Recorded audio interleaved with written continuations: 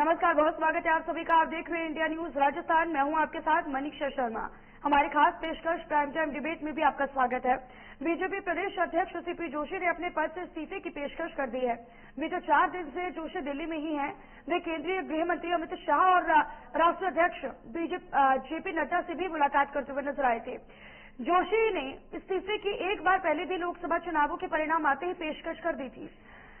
CP Joshi विधानसभा चुनावों के परिणामों में राजस्थान में बीजेपी की सरकार बनने के बाद से ही पद छोड़ना चाहते थे। उन्हें पार्टी आलाकमान ने पद पर बने रहने के लिए कह दिया था।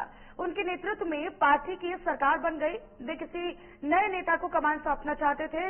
लोकसभा चुनाव में जाने से पहले भी सीपी जोशी ने आलाकमान को ये कहा था कि वे खुद चित्तौड़गढ़ से ही चुनाव लड़ रहे हैं। अब ऐसे में प्रदेश भर में चुनाव प्रचार करना वो उनके लिए नामुमकिन रहेगा। हालांकि आलाकमान ने फिर उन्हें इसी पद पर बने रहने के लिए कह दिया। अब लोकसभा के चुनाव परिणाम आए भी करीब 1.5 महीना बीत चुका है। अब ऐसे में उन्होंने पद पर छोड़ने की पेशकश एक बार फिर से कर दी है। इधर सूत्रों का ये कहना है कि जल्द ही उनका इस्तीफा मंजूर भी कर लिया जाएगा। किसी नए प्रदेश अध्यक्ष के नेतृत्व में ही 5 सीटों पर होने वाले उपचुनाव लड़े जाएंगे। दरअसल राजस्थान में मुख्यमंत्री और प्रदेश अध्यक्ष दोनों महत्वपूर्ण पदों पर ब्राह्मण नेताओं के होने से जातिगत समीकरण बदले हैं। लिहाजा पार्टी के चुनावी फॉर्मूले में हमेशा ही इन दोनों पदों पर अलग अलग जाति के नेताओं को रखा जाता है। इस बार संयोग से दोनों ही पदों पर एक ही जाति का नेता यानी ब्राह्मण नेता ही है। सीएम के पद पर भजन लाल शर्मा, जबकि प्रदेश अध्यक्ष के पद पर सीपी जोशी, और दोनों ही ब्राह्मण जाति से आते हैं। पार्टी जल्द ही 5 सीटों पर होने वाले उपचुनावों में जाने वाली है। अब ऐसे में प्रदेश अध्यक्ष पर किसी ओबीसी या एससी वर्ग के नेता को बिठाया जा सकता है, ताकि दोनों बड़े पदों का व्यापक असर मतदाताओं पर पड़े और इसका असर जो है वो सियासत पर भी पड़े। पड़ोसी राज्यों यानी मध्य प्रदेश और हरियाणा की बात करें तो यहाँ पर भी प्रदेश अध्यक्ष ब्राह्मण चेहरे ही हैं। छत्तीसगढ़ और उत्तर प्रदेश की बात करें तो यहाँ पर जो उप मुख्यमंत्री है या डिप्टी सीएम वो भी ब्राह्मण है। अब ऐसे में राजस्थान में इस बदलाव को जरूरी भी माना गया है। उधर बीजेपी के फैसले के बाद कांग्रेस क्या फैसला लेती है, क्या रणनीति अपनाती है, ये भी काफी दिलचस्प और महत्वपूर्ण होगा। इन सब के बीच सवाल कई सारे हैं। सवाल ये है कि बीजेपी में प्रदेश अध्यक्ष का नया फॉर्मूला क्या होगा। क्या बीजेपी ओबीसी फॉर्मूला लागू कर सकती है? क्या बीजेपी के फैसले के बाद कांग्रेस किसी तरह की रणनीति पर आगे बढ़ती हुई नजर आएगी? क्या उपचुनाव से पहले कांग्रेस में भी बदलाव हो सकते हैं? आज की हमारी प्राइम टाइम की बहस इसी मुद्दे पर आधारित और केंद्रित रहेगी। हमारे साथ चर्चा में जयपुर स्टूडियो से कुछ खास मेहमान भी जुड़ेंगे और इसी बीच इस पूरे मुद्दे को लेकर जो प्रतिक्रियाएं हैं वो भी सामने आई हैं।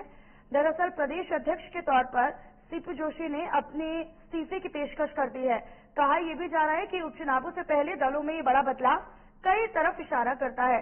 इसके बाद कांग्रेस की क्या रणनीति रहेगी, कांग्रेस की क्या फॉर्मूला रहेगा, किस पिच पर वो आगे बढ़ती हुई नजर आएगी, ये भी काफी महत्वपूर्ण होगा।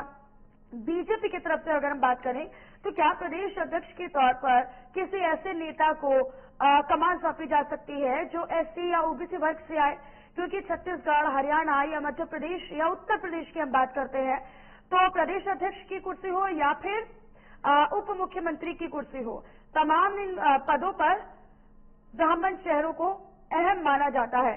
2 खास मेहमान हमारे साथ बने हुए हैं। आप सभी का तारुफ उनसे करवा देती हूँ। कृष्ण कुमार जानू नेता बीजेपी के हमारे साथ जुड़ रहे हैं, तो राजकुमार शर्मा नेता कांग्रेस पार्टी के हमारे साथ जुड़ रहे हैं।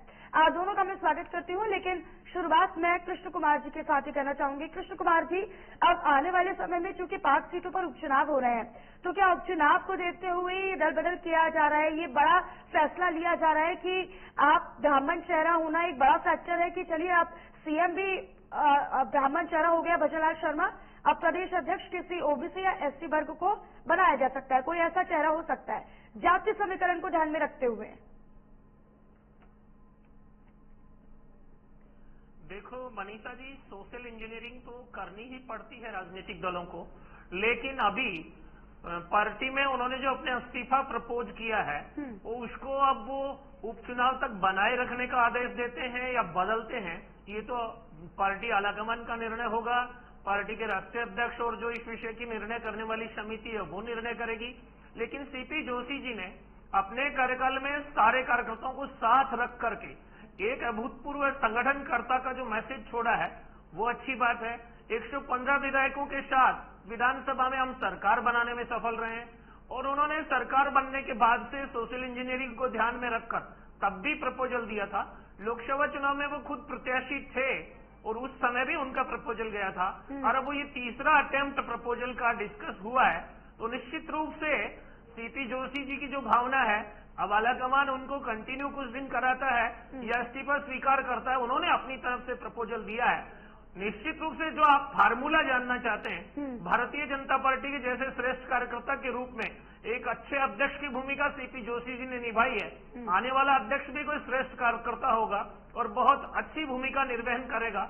इन सब बातों को कयास हम अभी लगा सकते हैं, निर्णय आलाकमान करेगी तब बात सामने आएगी। ठीक है, राजकुमार शर्मा जी का मैं रुक कर लेती हूँ। राजकुमार शर्मा जी, आप कैसे देख रहे हैं, क्या जातिगत समीकरणों को साधने के लिए क्योंकि हमने उत्तर प्रदेश में देखा है, हरियाणा में देखा है, मध्य प्रदेश और छत्तीसगढ़ जैसे राज्यों में भी देखा है कि जो सीएम के बाद नंबर 2 की पोजीशन पर आते हैं, चाहे हम डिप्टी सीएम की बात कर लें या प्रदेश अध्यक्ष की बात कर लेते हैं, तो इन तमाम बड़े पदों पर ब्राह्मण चेहरों को लेकर एक महत्वपूर्ण इनको माना जाता है। तो क्या अब ये नीति या फिर ये रणनीति अब बीजेपी बदलना चाह रही है? कांग्रेस की क्या आगे क्या कदम होंगे, क्या रणनीति होगी इसके बाद?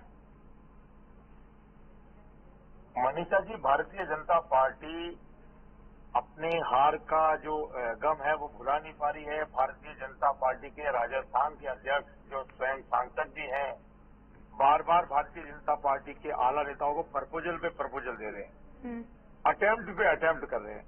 और प्रपोजल और अटेम्प्ट बार बार इसलिए दिए जा रहे हैं क्योंकि भारतीय जनता पार्टी को लोकसभा चुनाव में राजस्थान के देवतुल्य मतदाताओं ने धूल चटाई, कांग्रेस के कार्यकर्ताओं ने इनको धूल चटाई है।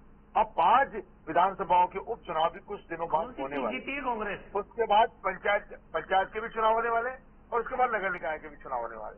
भारतीय जनता पार्टी के तमाम नेताओं को इस बात का डर सता रहा है कि हमारे माथे पहले 11 सीटों की हार हमारे खाते में डल गई, अब कहीं उपचुनाव के जो 5 सीटें हैं वो कहीं हमारे खाते में नहीं डल जाए। इसलिए भारतीय जनता पार्टी के जो प्रदेश अध्यक्ष है आदरणीय सीपी जोशी जी, वो अपना इस्तीफा फिर एक बार प्रपोजल के माध्यम से तीसरा किया है उन्होंने। अब वो अटेम्प्ट सफल होगा असफल होगा, ये भारतीय जनता पार्टी के 2 वरिष्ठ नेताओं को देखना है, क्योंकि उनके यहाँ जेपी नड्डा जी को तो कोई पूछ ही नहीं रहा है। उनके जो राष्ट्रीय अध्यक्ष हैं जेपी नड्डा जी, जो आजकल केंद्र में मंत्री बन गए, उनको तो कोई पूछता ही नहीं है। या तो प्रधानमंत्री जी होते हैं या गृह मंत्री जी होते हैं। और भारतीय जनता पार्टी के नेता, आप जानते हैं मनीषा जी, पूरा देश जान रहा है कि अमित शाह जी भी बहुत टेंशन में पिछले 1.5-2 महीने से, जब से लोकसभा के परिणाम। और नरेंद्र मोदी जी जो हमारे भारत देश के प्रधानमंत्री हैं, मेरे भारत देश के प्रधानमंत्री हैं, उनके भी दिमाग में चलबटे लगातार 1.5-2 महीने से चल रही है। तो वो दोनों के दोनों नेता इस बात से परेशान हैं कि राजस्थान का निपटारा करें, यूपी को संभाले। आप देख रहे हैं यहाँ क्या होने वाला है वो बताओ। यूपी के अंदर खाने में बहुत बड़ा युद्ध चल रहा है। अब बाबा ने इनको लोकसभा चुनाव में निपटा दिया, अब वहां के डिप्टी सीएम और बाबा के बीच लड़ाई चल रही है।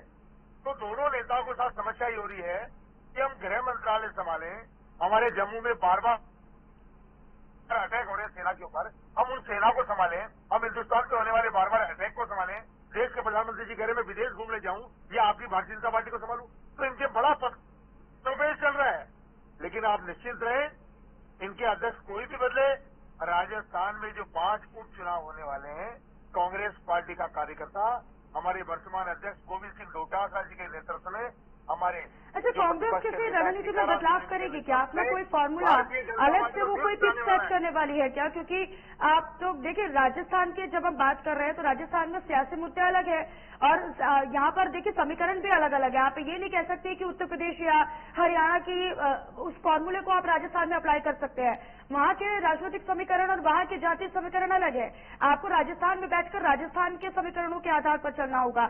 राजकुमार जी, तो क्या आप जैसे कि बीजेपी बदलाव कर रही है, क्योंकि अभी कहा यह जा रहा है कि चलिए उनका इस्तीफा जो है वो मंजूर भी किया जाएगा, 2 बार वो पहले भी पेशकश कर चुके हैं। अब इसके बाद क्या कांग्रेस खेमे में कुछ बड़ा बदलाव हो सकता है? कोई रणनीति बदलाव हो सकता है? किसी अलग पिच को सेट किया जा सकता है? मनीषा जी, कांग्रेस पार्टी जीत की ओर अग्रसर है, तो कांग्रेस पार्टी में बदलाव की कोई अभी वर्तमान में आवश्यकता नहीं है। और आवश्यकता है भी तो ये आलाकमान तय करता है। आलाकमान तय करता है कि किस राज्य में किसको प्रदेश अध्यक्ष बनाना है, किसको प्रतिपक्ष का नेता बनाना है, किसको जिलाध्यक्ष बनाना है, ये सब आलाकमान का फैसला होता है। और मैं तो कांग्रेस पार्टी का कार्यकर्ता हूँ, एक कार्यकर्ता होने के नाते मैं कह सकता हूँ कि राजस्थान की कांग्रेस बेहतर काम कर रही है। जैसे गोविंद सिंह डोटाल नेतृत्व में हमारे प्रदेश के मुख्यमंत्री अशोक गहलोत जी, पूर्व उप मुख्यमंत्री आदरणीय सचिन पाल, तमाम छोटे बड़े नेता, मंडल अध्यक्ष, ब्लॉक अध्यक्ष, जिला अध्यक्ष, सब लोग मिलकर के चुनाव लड़े रंधावा जी के नेतृत्व में और सोनिया जी, राहुल जी, खड़गे जी, प्रियंका जी के आशीर्वाद से भारतीय जनता पार्टी को और हमारे जो विधायक हैं वो विधानसभा के अंदर राजस्थान की जनता की आवाज रोजाना राजस्थान के मुद्दों। तो उपचुनाव को लेकर आप लोग पूरी तरीके से आश्वस्त है, आप तो जीत का भी दावा ही कर रहे हैं।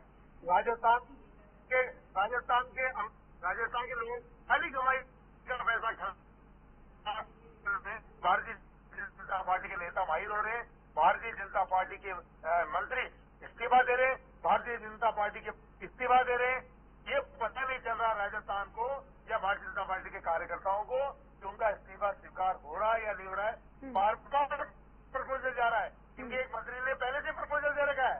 वोट का महीना है, इसमें प्रपोजल देने की परंपरा भारतीय जनता पार्टी ने नहीं करी है। लेकिन आप निश्चित है मनीषा जी, भारतीय जनता पार्टी कितने प्रपोजल दे ले, राजस्थान की जनता ने मन बना लिया है कि कांग्रेस पार्टी के साथ जो हमने विधानसभा चुनाव में हमसे गलती हो गई, चाहे कितनी प्रपोजल हो या कितनी पेशकश हो, ठीक है, राजस्थान की जनता ने मन बना लिया कृष्ण कुमार जी कि इस बार जो उपचुनाव होने वाले हैं, चाहे आप कितने बड़े फेरबदल कर लीजिए, चाहे आप कितने उस फॉर्मूले को अप्लाई कर लीजिए, ओबीसी फॉर्मूले को अप्लाई कर लीजिए, राजस्थान की जनता ने मन बना लिया है कि इन उपचुनावों में 5 की 5 सीटें कांग्रेस को देने का।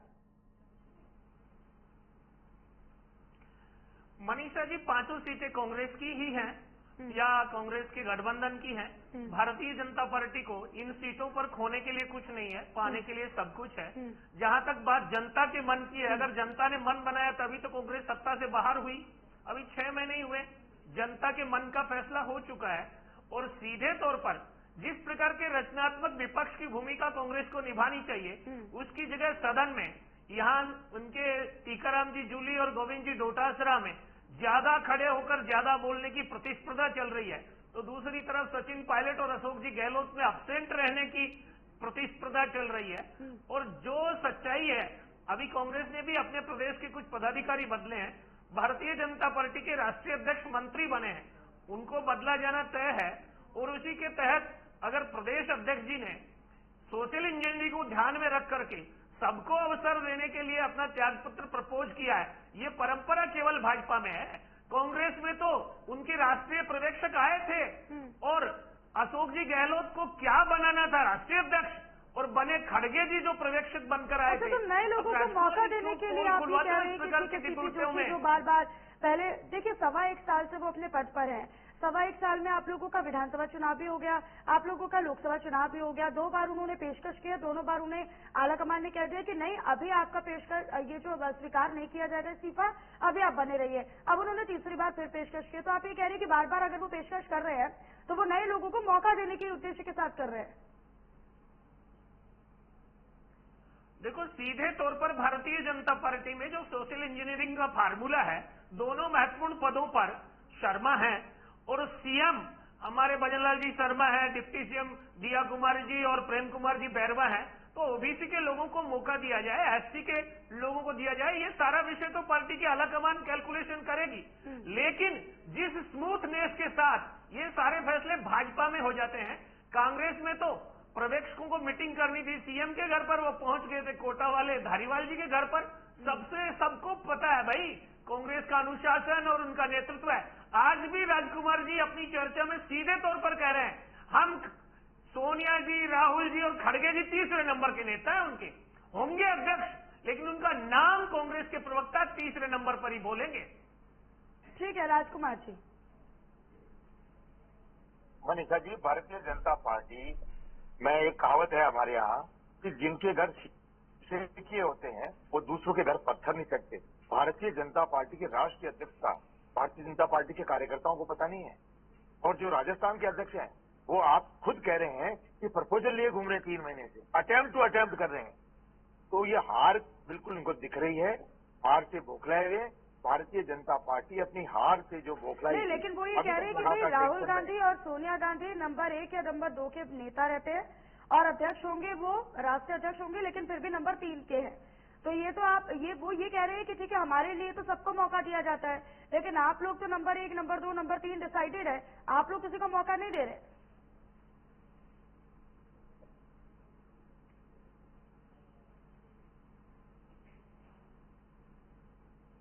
मनीषा जी, हमारे राष्ट्रीय अध्यक्ष आदरणीय खड़गे साहब हैं, हमारे लोकसभा में जो नेता हैं वो आदरणीय गांधी जी और सोनिया गांधी जी हमारी संरक्षक नेता है। अब भारतीय जनता पार्टी को इसमें क्या तकलीफ है? मंत्री है, पहला सिग्नेचर उनका होता है और दूसरा सिग्नेचर होता है गृह मंत्री अमित शाह जी का, और दोनों की चाबी लगती है तब जाकर के लॉकर खुलता है। वहां जो राष्ट्रीय अध्यक्ष हैं भारतीय जेपी नड्डा जी, उनका नंबर ही नहीं है। उन दोनों की चाबी से लॉकर खुल जाता है भारतीय जनता पार्टी के वरिष्ठ नेता और आरएसएस इस बात को लेकर लगा कि साहब नड्डा साहब की लॉकर तभी खोलो, लेकिन दोनों ने कहा के अंदर इनके जो मुख्यमंत्री है उन्होंने लोकसभा चुनाव में को मजा दिखा दिया, क्योंकि खट्टर साहब के बाद हरियाणा के मुख्यमंत्री आदरणीय साहब बाद नंबर यूपी का था, तो उन्होंने देखा कि तो तकलीफ हो जाए, उन्होंने लोकसभा चुनाव में निपटा दिया। और जब से लोकसभा चुनाव संपन्न हुए हैं तब से लेके आज लगभग 1.5-2 महीना हो गया, यूपी की लड़ाई थम नहीं रही है। कई बार दिल्ली आती है, कभी यूपी जाती है कि कांग्रेस पार्टी का तमाम छोटा बड़ा कार्यकर्ता पूरे देश में संगठित है और संगठित होकर के भारतीय जनता पार्टी को हर आने वाले चुनाव में शिकस्त देने के लिए तैयार है। लेकिन बीजेपी तो कहती है ना कि कांग्रेस के पास कोई संगठन ही नहीं है। आप तो फिर भी संगठन की बात कर रहे हैं। कांग्रेस तो ये कहती है कि कांग्रेस नहीं, बीजेपी कहती है कि कांग्रेस के पास कोई संगठन नहीं। ठीक है, मैं काउंटर ले लेती हूँ। ठीक है, मैं लौटूंगी आपके पास, लेकिन मैं जरा बीजेपी से इसका काउंटर ले लेती हूँ। कृष्ण कुमार जी वो ये कह रहे हैं कि ठीक है, आप संगठन जो है वो पूरी तरीके से आपको फेंकने का काम करेगा, चाहे आप कितने ही बदलाव कर लीजिए, चाहे आप अंदरूनी तौर पर कितने ही फेरबदल कर लीजिए, चाहे आप ओबीसी वर्ग का कोई नेता ले आइए या फिर एससी वर्ग का कोई नेता ले आइए, उससे कोई फर्क नहीं पड़ने वाला, उससे कोई प्रभाव नहीं पड़ने वाला। देखो, कांग्रेस का जो अति आत्मविश्वास था, इन्होंने चुनाव लोकसभा से पहले सीधू मूसेवाला का गाना सुना रहे थे लोग और 285 का आंकड़ा भी बता रहे थे, लेकिन इनकी जो सीटें हैं वो 100 का आंकड़ा नहीं छू पाई, 99 पे है ये। और फिर भी इनका जो अहंकार है, 400 का आंकड़ा तो आप छोटी सी सफलता मिलते ही जिस प्रकार का देखो, एनडीए को पूर्ण बहुमत की सरकार मिली है, जिस प्रकार के नारे और स्लोगन थे, अगर हमारे पूरे नहीं हुए और जनता ने तो इनके भी पूरे नहीं किए, इसलिए उन विषयों को तो छोड़कर चर्चा अगर ये करें तो अच्छा लगेंगे। अगर हमारे नारों की चर्चा करेंगे तो खुद के भी याद दिलाए जाएंगे। नहीं, वो ये कह रहे हैं कि ठीक है, आप लोगों की तरफ से तो 400 पार का भी नारा दिया गया था ना, आप लोगों ने तो वो भी नहीं पूरा किया। वो ये कह रहे हैं कि आप हम पर काउंटर बाद में कीजिएगा, पहले अपने गिरबान में झांक कर देखिए।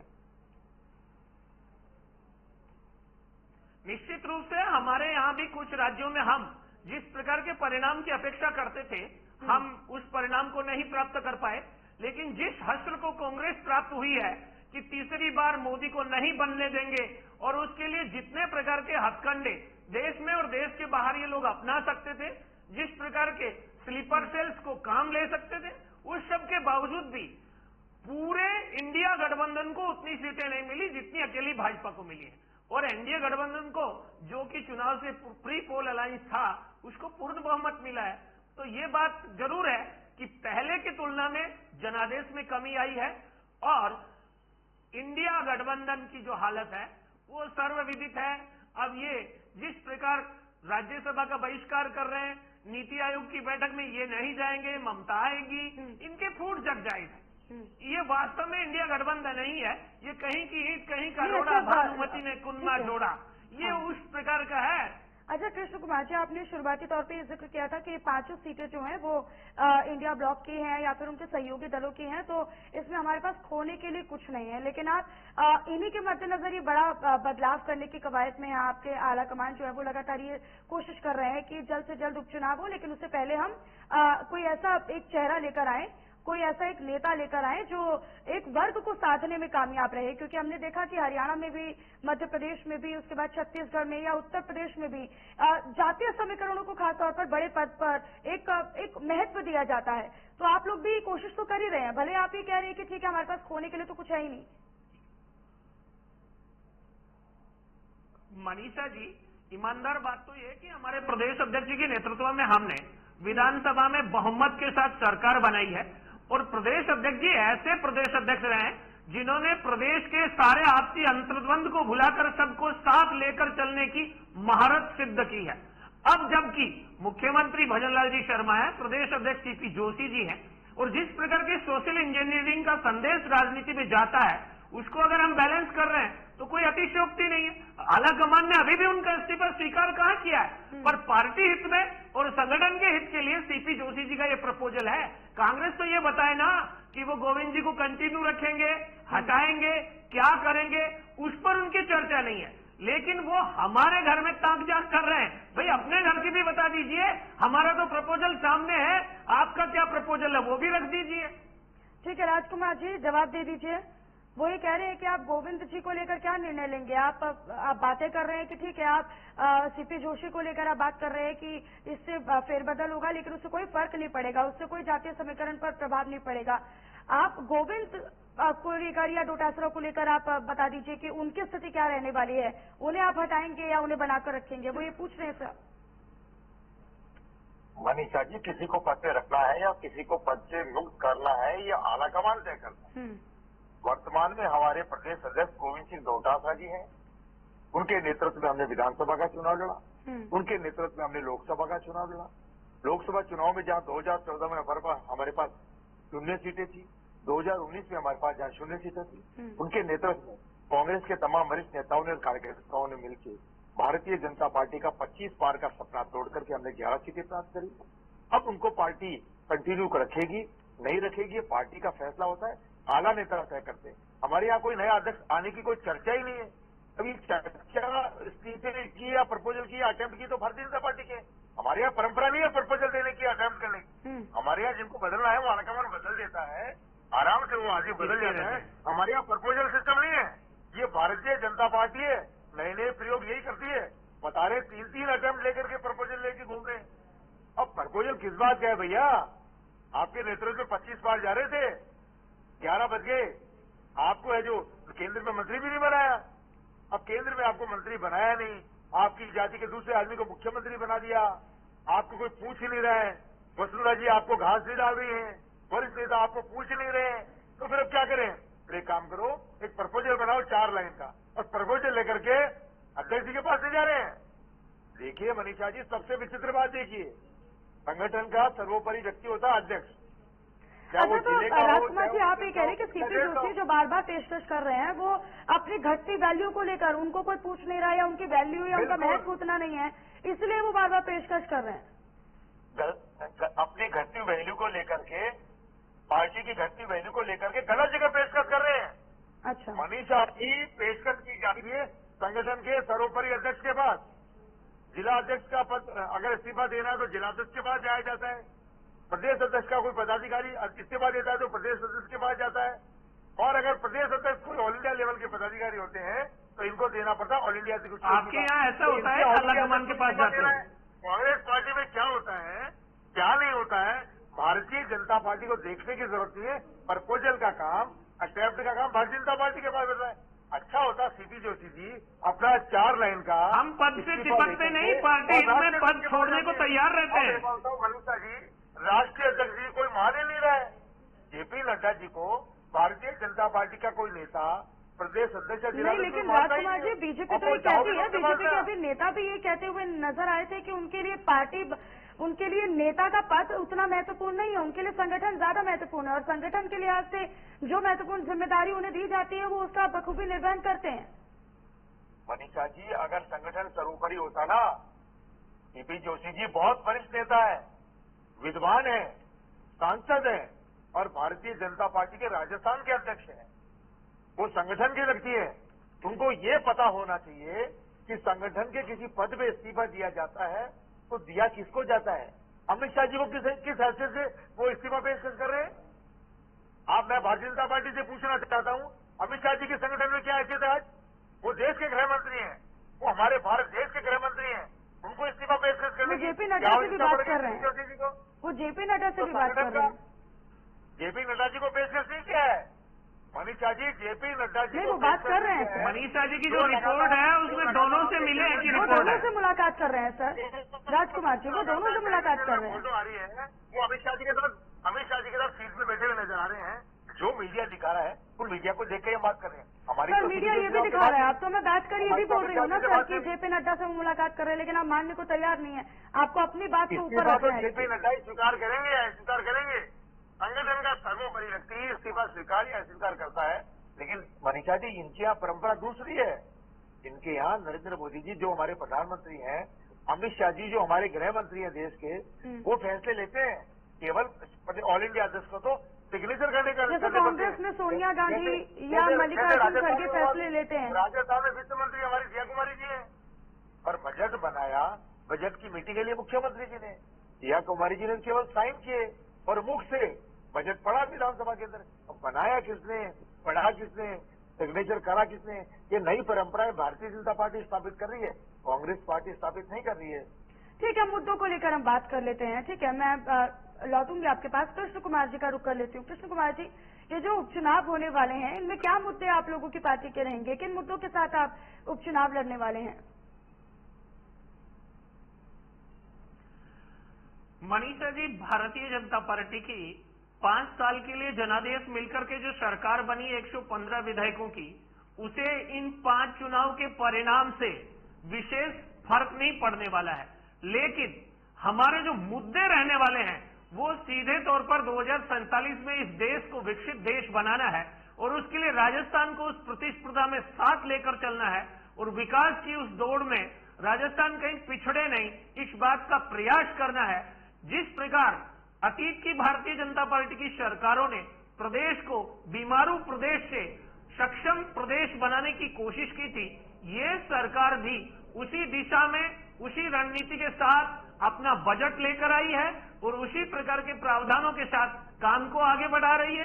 कांग्रेस जो है वो खुद ब खुद अपनी अंतर्कलह की शिकार है।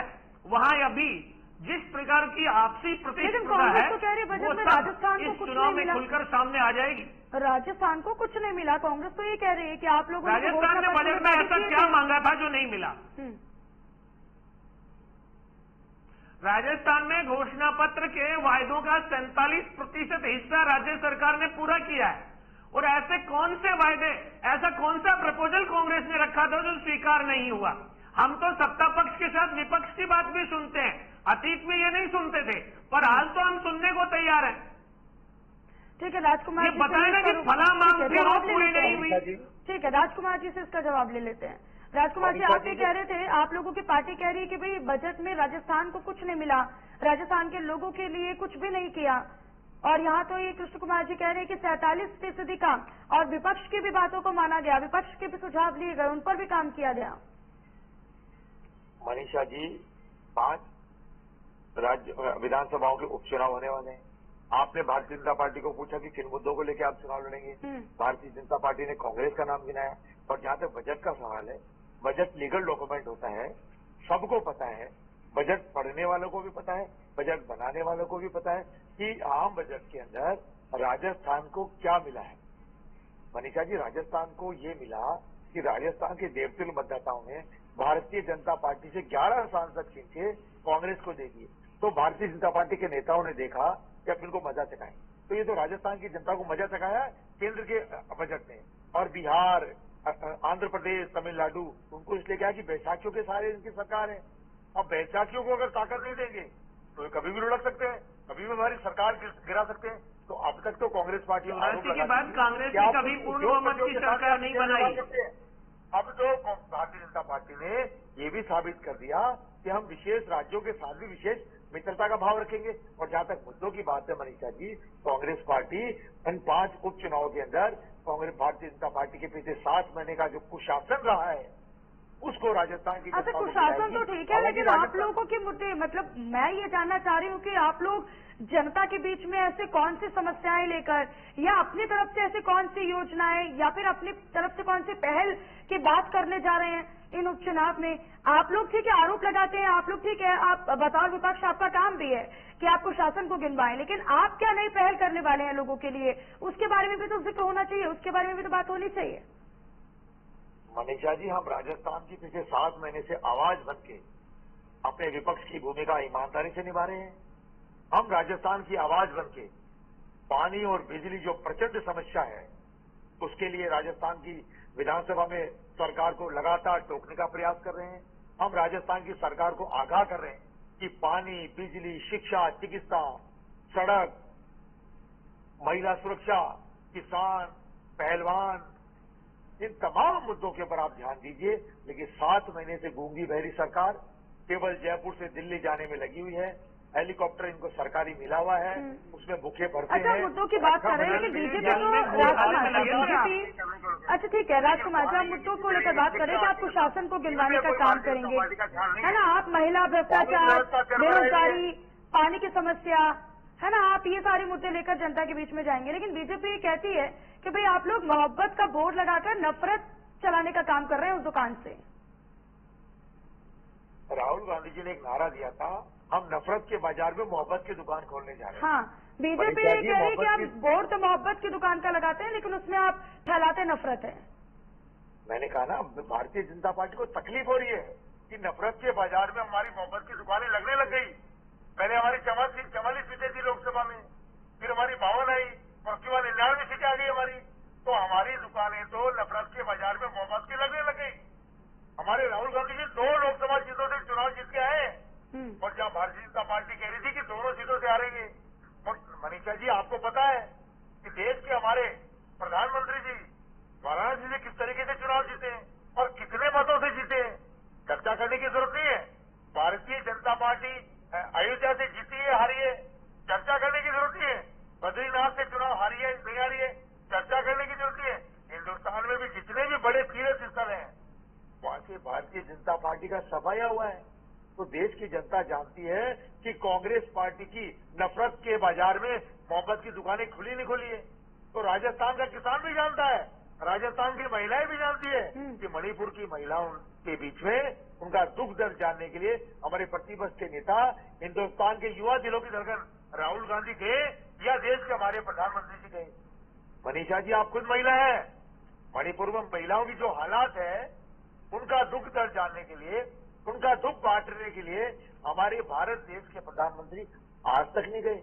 लेकिन प्रतिपक्ष का नेता बनते ही हमारे मणिपुर का वीडियो दिखाते रहो और विलाप करते रहो, वाह भाई कांग्रेस वालों। पहले भी गए और प्रतिपक्ष के नेता होने के नाते वो प्रतिपक्ष का नेता बनते ही मणिपुर गए, वहां की महिलाओं की बहन बेटियों का दुख जानने का प्रयास किया और उनके दुख को लोकसभा में उठाने का प्रयास किया और सरकार का ध्यान आकर्षित करने का प्रयास किया। और यही हमारे विधानसभा के अंदर हमारे टीकाराम जूली जी के नेतृत्व में, हमारे प्रदेश में गोविंद सिंह डोटासरा जी के नेतृत्व में विधानसभा में भी कर रहे हैं।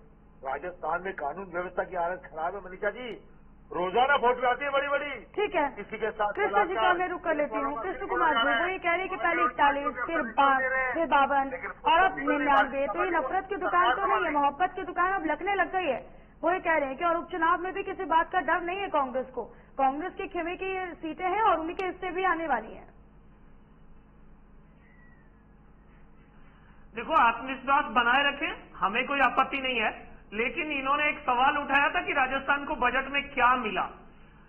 प्रधानमंत्री ने 3 करोड़ लखपति दीदी की बात कही है, 1 रुपया नहीं मिला। बनने वाली है, क्या राजस्थान की महिलाएं नहीं होंगी उसमें? 3 करोड़ आवास बनने वाले हैं, क्या उनमें राजस्थान को आवास नहीं मिलेंगे? पीएम सूर्य घर में 1 करोड़ घरों में सोलर छत पर लगने वाला है, क्या उसमें राजस्थान के लोग नहीं होंगे? 500 कंपनियों को इंटर्नशिप छात्रों को देनी पड़ेगी का ऑर्डर जारी किया, क्या उसमें राजस्थान के लोग शामिल नहीं होंगे? आपने तो नल से जल हम पूरा करेंगे, आपको 27,000 करोड़ रुपए राजस्थान को दिए थे, आपने 12,000 करोड़ रुपए खर्च किए और उसमें भी घोटाला किया। और आपने पेपर लीक में जो किया था हम उसका पटाक्षेप भी करेंगे और आगे से इस प्रकार की घटनाएं नहीं हो ये सुनिश्चित भी करेंगे। आपने जिन मुद्दों पर जनता के बीच जाकर अंतिम 6 महीने में जो घोषणाओं का पिटोरा खोला था, जनता ने आपको नकारा, इस बात को आप स्वीकार क्यों नहीं रहे? राजकुमार जी। मनीषा जी बजट में घोषणा होती है। मनीषा जी, राजकुमार जी के बोलने से पहले मैं एक अंतिम बात बोलना चाहूंगा। राजकुमार जी उन्हें कंप्लीट कर लेने दीजिए। मनीषा जी, राजकुमार जी के बोलने से पहले मैं एक अंतिम बात बोलना चाहूंगा। 99 पर पहुंचने के लिए 15 वर्ष का समय लगा है। 272 पर पहुंचने के लिए कितना समय लगेगा? अभी दिल्ली दूर है, कोशिश जारी रखो। नहीं, लेकिन इन्हीं के सहयोगी दल वो तो ये कह रहे हैं कि शायद दिल्ली वालों को यूपी वालों ने नाराज कर दिया और बजट में यूपी वालों को कुछ नहीं दिया। वो तो इस बात का भी जिक्र करते हैं। ठीक है, राजकुमार जी का मैं काउंटर ले लेती हूँ। राजकुमार जी अपनी बात आप पूरी कीजिएगा और मुद्दों को लेकर भी हम बात कर रहे हैं अभी। मनीषा जी, जानू जी मेरे मित्र हैं, भारतीय जनता पार्टी के प्रवक्ता हैं, अच्छे वक्ता हैं। वो अपनी पार्टी की नहीं बोलेंगे तो मेरी थोड़ी बोलेंगे। अब वो अगर यहाँ गलत बोलेंगे तो पार्टी उनको प्रवक्ता पद से हटा देगी। वो भी जानते हैं कि राजस्थान में बजट में क्या मिला और भारतीय जनता पार्टी में नेताओं की इस वक्त क्या तकलीफ है, क्या हैसियत है, और पिछले 7 महीने में भजनलाल जी की सरकार ने राजस्थान के हितों के लिए क्या काम किए, जानू साहब बहुत बेहतर तरीके से जानते हैं। लेकिन एक प्रवक्ता करे तो क्या करे, कुछ बोलने को है नहीं, बजट में कुछ मिला नहीं, ना कोई नई सड़क मिली है, ना कोई नया रेल मिला है, ना कोई नया हवाई जहाज। अच्छा, लेकिन ठीक है, बजट नहीं, ठीक है, बजट को लेकर हम चर्चा नहीं कर रहे हैं ना कि आप बजट पर आपकी सुई मुझे लगता है अटक गई है। सर, हम मुद्दों को लेकर बात कर रहे हैं ना कि आप लोगों की क्या फॉर्मूला रहेगा, क्या अभी रणनीति रहेगी, क्योंकि उपचुनाव अब होने वाले हैं। उससे पहले बीजेपी लगातार अब कोशिश में लग गई है, कवायद में लग गई है, जातीय समीकरण या राजनीतिक समीकरण साधने की कोशिश कर रही है। कांग्रेस की तरफ से क्या पहल की जाएगी इसके बाद? कांग्रेस की तरफ से एक ही पहल है। मनीषा जी, एक सवाल और पूछ लीजिएगा कि कांग्रेस की टिकट वितरण डोटासरा जी करेंगे, जूली जी करेंगे, सचिन पायलट करेंगे या अशोक जी गहलोत करेंगे? मनीषा जी, हमेशा टिकट वितरण का काम भारतीय जनता पार्टी में सरकार करती है, हमारे यहाँ संगठन करता है। संगठन का काम होता है टिकट वितरण करना, और जब टिकट वितरण करने के बाद सरकार बन जाती है, उसको चलाने का काम होता है सरकार। नहीं, उन्होंने तो नाम गिनवा दिया ना सर उंगली पर कि कौन करेगा टिकट वितरण की जिम्मेदारी होगी किसकी, कौन बांटेगा? उनके यहाँ तो कौन करेगा पूरी दुनिया जानती है, उनके यहाँ तो कौन करेगा पूरी दुनिया जानती है। लेकिन हमारे यहाँ संगठन का काम होता है टिकट बांटने, और संगठन के हमारे राजस्थान इकाई के अध्यक्ष हैं आदरणीय गोविंद सिंह डोटासरा जी, हमारे अध्यक्ष हैं। वो तय करते हैं कि किस व्यक्ति को कौन सा चुनाव कहां से लड़ाना है, किस व्यक्ति को अमुक जिम्मेदारी कहां से कब कैसे देनी है। और गोविंद सिंह डोटासरा जी को जब आवश्यकता पड़ती है तो वरिष्ठ नेताओं से सलाह लेते हैं। अच्छा, तो इस बार भी जिम्मेदारी डोटासरा जी की रहेगी? निशा जी, अभी हमारे प्रदेश अध्यक्ष वही है और गोविंद सिंह डोटासरा जी अध्यक्ष है।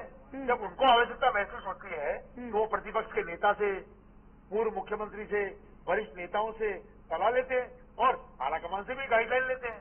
उसके आधार पर टिकट का वितरण होता है। ये तो भारतीय जनता पार्टी में नहीं है ऐसा। भारतीय जनता पार्टी में ऊपर से एक पर्ची आती है, वसुंधरा जी इंतजार कर रही होती हैं, दिल्ली से एक वरिष्ठ नेता आते हैं वसुंधरा जी को सेट करने के लिए, और पर्ची कुछ और निकल जाती है और वसुंधरा जी बक की बक रह जाती है। और वो 10 साल से उनके साथ लगातार हो रहा है। वसुंधरा जी की राजस्थान में अच्छी फॉलोइंग है, अच्छी लीडर है वो, लेकिन उनको खराब करने का काम भारतीय जनता पार्टी लगातार कर रही है। अच्छा, वसुंधरा जी खुद इस बात को लेकर परेशान है, राजस्थान के भारतीय जनता पार्टी के कार्यकर्ता नेता खुद इस बात को लेकर परेशान है कि भारतीय जनता पार्टी ने क्या कर दिया है। तो परेशानी बता किस रहे हैं, आपको बता रहे हैं?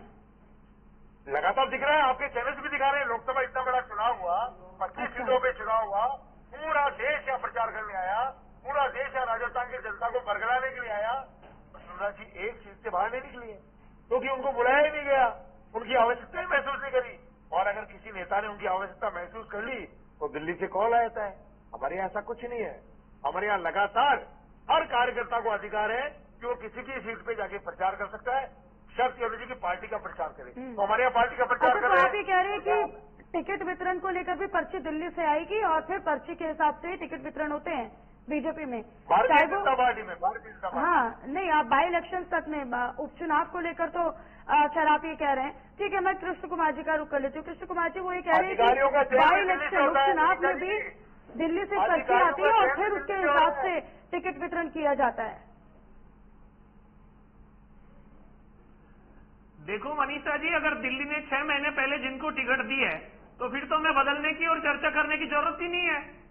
पर कांग्रेस इतना स्पष्ट कर दे कि 6 महीने पहले टिकट बांटने में गहलोत जी की चल रही थी या पायलट जी की, और अब किसकी चलेगी? अध्यक्ष डोटासरा होंगे, अध्यक्ष खड़गे जी होंगे, लेकिन आला कमान कौन है और आला कमान का वृद्ध हस्त किसको प्राप्त होगा? इस द्वंद को कांग्रेस खुद फंसी हुई है और भारतीय जनता पार्टी के प्रदेश अध्यक्ष जी के प्रपोजल के बाद कांग्रेस में भी जो अंतर्कल है वो सड़क पर आने वाली है। उसमें तो वो कह रहे हैं कि कोई किंतु परंतु है ही नहीं, उसमें तो वही कह रहे हैं ना कि संगठन है हमारा मजबूत, और हमारे यहाँ तो प्रदेश अध्यक्ष है कांग्रेस के, तो वही टिकट वितरण करेंगे। लेकिन आप लोगों के यहाँ पर चलती तो एक की है, दिल्ली से आप लोगों की कमान चलती है, वही कह रहे हैं कि हमारे लिए तो फिर भी राज्य में संगठन है या प्रदेश अध्यक्ष है। 115 विधायकों का फैसला,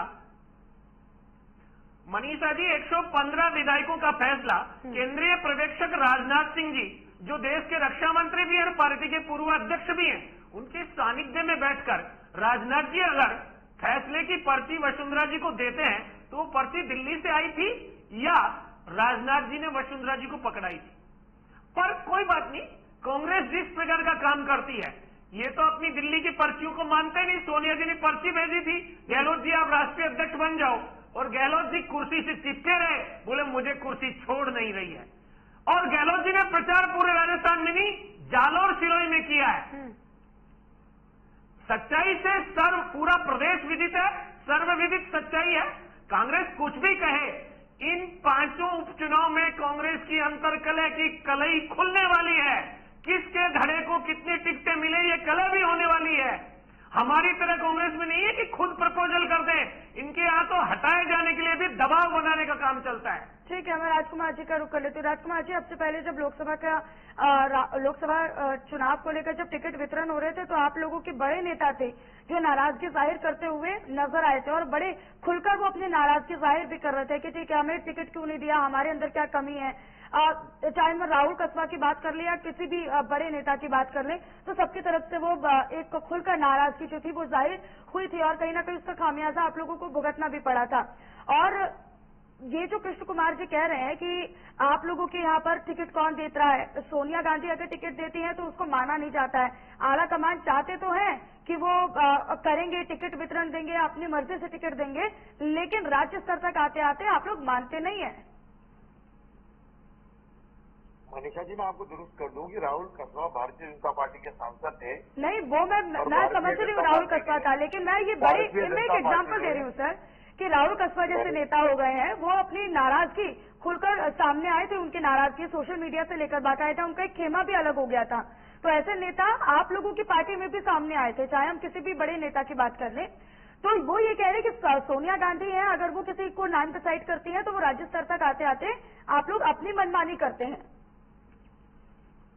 देखिए मनीषा जी, संगठन जो जिस राज्य में चुनाव होते हैं, वो संगठन राज्य की इकाई अपने हिसाब से जो भी अमुक चुनाव होते हैं उसकी सूची एक बना करके वो राजस्थान के वरिष्ठ नेताओं से डिस्कस करके और दिल्ली जाकर के वरिष्ठ नेताओं से डिस्कस करता है, और अंतिम और हमारी जो सीट पड़ोसी होती है वो लगाती है, और खड़गे साहब फिर उस पर सिग्नेचर करके लिस्ट जारी कर देते हैं। तो जब हमारा डिस्कशन राजस्थान में हो गया, राजस्थान के तमाम छोटे बड़े नेताओं से डिस्कशन हो गया, अपने अपने स्तर का टिकट का डिस्कशन होता है, वो डिस्कशन होकर के दिल्ली जाता है और दिल्ली के वरिष्ठ नेताओं से डिस्कशन होकर घोषणा हो गई। इसमें ये तो परंपरा शुरू से ही है, आज से थोड़ी है कि ये आज ही कोई नया काम हो रहा है, ये तो लगातार हो रहा है। लेकिन भारतीय जनता पार्टी में ऐसा नहीं है। अभी मेरे साथी प्रवक्ता बीजेपी के कह रहे थे कि 115 विधायकों की यहाँ जयपुर के में मीटिंग हुई और उन्होंने सबने भजनलाल जी का नाम लिया।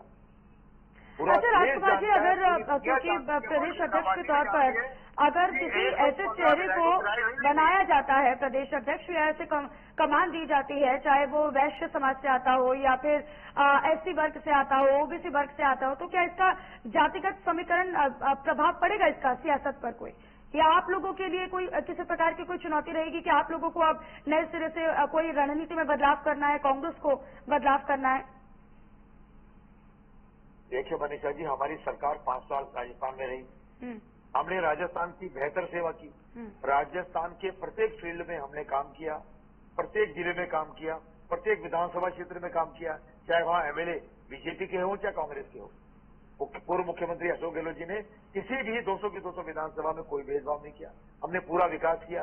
राजस्थान की जनता हमको सूट नहीं किया और राजस्थान की जनता ने हमको विपक्ष में बैठने का मैंडेट दिया। और जब से हमको विपक्ष में बैठाया राजस्थान की जनता पिछले 7 महीने से हमारे राजस्थान के तमाम कांग्रेस के नेता राजस्थान की आवाज अपने विधानसभा क्षेत्र में राजस्थान की आवाज बनने के लिए, राजस्थान के दुख दर्द में हिस्सा बनने के लिए लगातार आपको करें, लगातार हम विधानसभा में सरकार को आगाह कर रहे हैं।